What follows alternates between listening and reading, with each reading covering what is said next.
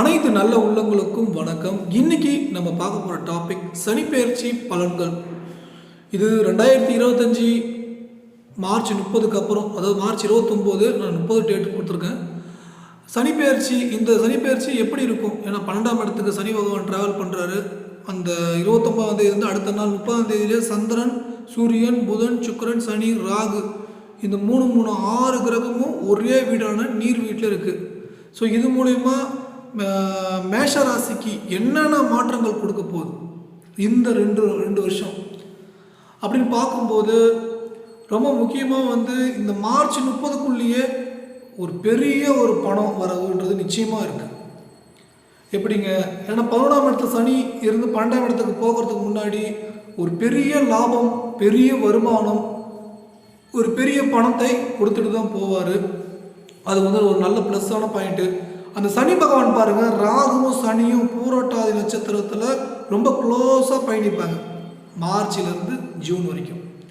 இந்த டைம் பீரியடில் மார்ச்லேருந்து ஜூன் வரைக்கும் இந்த 3 மாத காலகட்டம் சனி ராகு ரொம்ப நெருங்கி, ராகு சனியோட வீட்டுக்கு வந்துடும், சனி குருவோடைய வீட்டுக்கு போவோம், பூரட்டாதி நட்சத்திரத்துக்கு போவோம். ராகுவும் பூரட்டாதி நட்சத்திரத்துக்கு தான் வரும். ஆனால் பார்த்திங்கன்னா 3ஆம் பாதம், 2ஆம் பாதம், 1ஆம் பாதம் ட்ராவல் பண்ணி பின்னோக்கி போகும். எப்பயுமே Rahu Ketu anticlockwise travel பண்ணக்கூடியது. அந்த விதத்தில் சனியும் ராகுவும் ரொம்ப க்ளோஸாக இணையக்கூடிய இடம் மீனமனையிலிருந்து மீனமனையில் நெருங்கும். சனி ராகுவை டச் பண்ணிவிடும், ராகு சனி பகவான் டச் பண்ணி பின்னோக்கி கும்பமனைக்கு வந்துடும். அப்போ மேஷராசிக்கு 11ஆம் இடத்துக்கு போகிறதுக்கு மார்ச் 30 வரைக்கும் டைம் இருக்குது.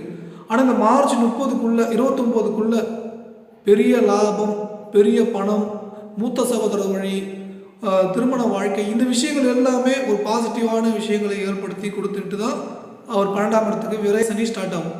அப்போ ஏழரை சனி ஸ்டார்ட் ஆகுது, என்ன நடக்க போகுதுன்னு ஒரு பயமாக இருக்குது அப்படின்னு யோசிக்கவே வேண்டாம்.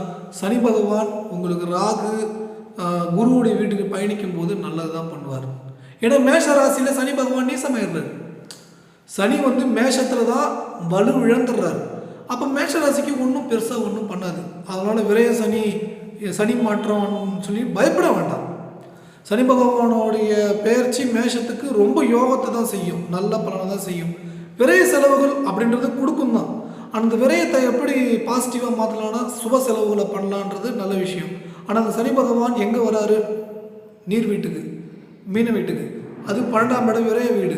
அந்த சனி ராகுவோட பயணிக்கும் பொழுது உங்களுக்கு முழுக்க பாசிட்டிவான பலன்கள், வெளிநாட்டு பணம், எதிர்பாராத பணம், வெளிநாட்டு வேலை வாய்ப்பு இதெல்லாம் கொடுக்கும்.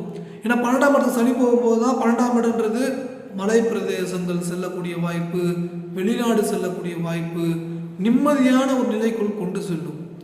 அதனால் மேஷத்துக்கு சனி பகவான் ஒன்றும் செய்துவிட மாட்டார். மேஷத்துக்கு யோக பலன்களை தான் செய்வார். சனியுடைய 3ஆம் பார்வை குரு மேலே விழுது. குரு பகவான் மேலே விழும்போது 3ஆம் இடம் உங்களுக்கு வலிமை பெற்று யோகத்தை செய்யும். அப்போ மேஷத்துக்கு 2ஆம் பாவத்தில் குரு இருக்கிறார். அப்போ ரொம்ப நாள் வராத பணம் வரக்கூடிய வாய்ப்பு ஏற்படும். ரொம்ப நாள் இந்த பணம் எதிர்பார்த்துட்டு இருக்கிறேன், இந்த பணம் வராதனால தான் எனக்கு ரொம்ப விரக்தியாக இருக்குது அப்படின்னு சில பேர் யோசிச்சுட்டு இருப்பாங்க. இதெல்லாம் வர வாய்ப்பு இல்லையே அப்படின்னு நினச்சிட்டு இருக்கும்போது அந்த பணம் உங்களுக்கு கிடைக்கக்கூடிய வாய்ப்பு ஏற்படும். ஏன்னா சனி பகவானுடைய பார்வை 3ஆம் பார்வையில் குருவை பார்க்குறார். ஏன்னா சனி பகவான் 30 வருஷத்துக்கு ஒரு டைம் தான் மீனத்துக்கு வருவார். அந்த 30 வருஷத்துக்கு ஒரு டைம் வரக்கூடிய சனி பகவான் 3ஆம் பார்வையில் குருவை பார்க்கும்போது 2ஆம் இடத்துல இருக்கக்கூடிய குருவுக்கு பணம் அப்படின்ற விஷயத்தை ஏற்படுத்தி கொடுத்துருவார். அப்போ 12ஆம் இடம்ன்றது வெளிநாட்டு பணம், மலை பிரதேசங்கள் செல்லக்கூடிய வாய்ப்பு. 2ஆம் இடம்ன்றது பணம். அதுக்கு அடுத்தது அந்த குருவோடைய 9ஆம் பார்வையும் 10ஆம் இடத்தை பார்க்குது. 10ஆம் இடம்ன்றது உத்தியோகம், அதாவது தொழிலை குறிக்கக்கூடியது. 6ஆம் பாவத்தை பார்க்கக்கூடியது, 6ஆம் பாவத்தையும் பார்க்குது. அப்போ வேலை, அப்போ எல்லா விஷயமும் பாசிட்டிவில் கிடைக்க ஆரம்பிச்சிருது. 6ஆம் இடத்தை பார்க்கக்கூடிய 5ஆம் பார்வை வேலை கிடைச்சிருது. 9ஆம் பார்வையில் பார்க்கக்கூடிய பார்வை தொழிலையும் அமைச்சு கொடுத்துரு, 10ஆம் இட தொழில். அதுக்கடுத்து சனி 12ஆம் இடத்துல இருந்து 3ஆம் பார்வையில் 2ஆம் இடத்துல இருக்கிற குருவை பார்க்குது. அந்த சனி பகவான் 30 வருஷத்துக்கு ஒரு டைம் தான் வருவார். குரு பகவான் 12 வருஷத்துக்கு ஒரு டைம் தான் வருவார். அப்போ இந்த 2 கனெக்ஷனுமே பெரும் யோகம், பெரிய ஏற்றம், மகிழ்ச்சிகரமான விஷயம். அதுவும் சுக்கிரனும் சனியும் ஒன்றாக கூடிக்குது பாருங்கள், கட்டத்தை பாருங்கள். சனியும் சுக்கிரனும் ஒன்றா கூடியிருக்காங்க. அப்போ சனி சுக்கிரன் கூடி இருக்கக்கூடிய அந்த காலகட்டம் மார்ச், ஏப்ரல், மே, அப்படியே அந்த அந்த அந்த அந்த அடுத்தடுத்த மாதத்தில் அப்படியே ஃபுல் பாசிட்டிவ். அதுக்கப்புறம் ஜூன் 7ஆம் தேதி செவ்வாயுடைய பயிற்சி கடகத்திலிருந்து சிம்மத்துக்கு வந்துடும். ஆனால் இப்போ இந்த சுக்கிரனுடைய பயணங்கள் ரொம்ப சிறப்பாக இருக்கும். ஏன்னா ஜென்மமாகவும் வரும் சுக்கிரன். மேஷத்திலேயே அமர்வார், சூப்பராக இருக்கும். ரிஷபத்தில் வருவார், 2ஆம் இடம் குடும்பஸ்தானம் சிறப்பாக இருக்கும். 3ஆம் இடம், 4ஆம் இடம் அப்படியே பயணிக்கக்கூடியது. அந்த 2025 உங்களுக்கான வருஷம் சிறப்பான ஒரு விஷயத்தை ஏற்படுத்தி கொடுத்துடும். ஒரு விஷயம், சனியும் ராகும் ரொம்ப க்ளோஸ் ஆகும்போது அபரிவிதமாக பணம் வரும். ஒரு வருஷத்துக்கே 10 லட்சம் 5 லட்சம் சம்பாதிக்கிறவங்க 3 கோடி 4 கோடி சம்பாதிப்பாங்க. அந்த மாதிரி பெரிய பணம் கிடைக்கும். அந்த மாதிரி பெரிய பணம் கிடைக்கும் போது அது வந்து ஆச்சரியப்படுற மாதிரியே தான் இருக்கும். அந்த பெரிய பணம் வந்து வரும்போது தான் நீங்கள் கவனமாக இருக்கணும். ஏன்னா வந்து அந்த பணத்தை வந்து வேறு ஏதாவது ரிஸ்க்கான ஒரு விஷயங்களை செய்ய வைக்கும். ரிஸ்க்கான விஷயம்னா சூதாட்டமோ, யாருக்காவது கொடுத்து உதவி செய்கிறது கூட தப்பு இல்லை. ஆனால் அளவு மீறி உதவி செய்யும் போது அந்த பணம் திரும்ப கிடைப்பதற்கு கடினமாக விடும். அப்போ இனிமே வரக்கூடிய காலகட்டத்தில் வரக்கூடிய பணம் வரவை நீங்கள் சரியான முதலீடு செய்வது மிக அவசியம். சனியோடைய 10ஆம் பார்வையும் 9ஆம் இடத்தில் இருப்பதால் குழந்தை பாக்கியம் எல்லாவித பாக்கியத்தையும் அடையக்கூடிய ஒரு வாய்ப்பு ஏற்படும். திருமணாதவர்களுக்கு திருமண வாழ்க்கை அமையக்கூடிய வாய்ப்பு ஏற்படும். ஏன்னா சனியோடைய 10ஆம் பார்வையில் 9ஆம் இடத்தை பார்க்குது. 9ஆம் இடம் வந்து குருவோட வீடு. சனியோடைய நேரடி பார்வையும் குரு மேலே விழுது. அப்போ 9ஆம் இடம் பாக்கியங்களை ஏற்படுத்தி கொடுக்கும். 10 தொழில், 11 பெரிய லாபம், மூத்த சகோதர ஸ்தானம், ரொம்ப முக்கியமாக வந்து இளையதாரத்தையும் குறிக்கக்கூடியது. திருமண விஷயத்தில் சாதகமான யோகமான நல்ல விஷயங்கள் அனைத்தையும் அமைத்து கொடுத்துவிடும். திருமணம் ஆகாதவங்களுக்கு திருமண வாழ்க்கை, குழந்தை பாக்கியம் இல்லாதவங்களுக்கு குழந்தை பாக்கியம், வீடு கட்டாதவங்களுக்கு வீடு கட்டக்கூடிய யோகம், இப்படி எல்லா விஷயங்களும் ஃபுல் பாசிட்டிவ்ல அவங்களுக்கு கொடுத்து மிகப்பெரிய ஒரு ஏற்றம், மிகப்பெரிய மகிழ்ச்சிகரமான விஷயம் உங்கள் வாழ்க்கையில் நீங்கள் பார்க்கக்கூடிய வாய்ப்பை இது ஏற்படுத்தி கொடுக்கும். சனி பகவானுடைய வெறும் சனியுடைய பார்வையும் சனி செல்லக்கூடிய இந்த விஷயங்கள் மட்டும்தான் சொல்லியிருக்கேன்.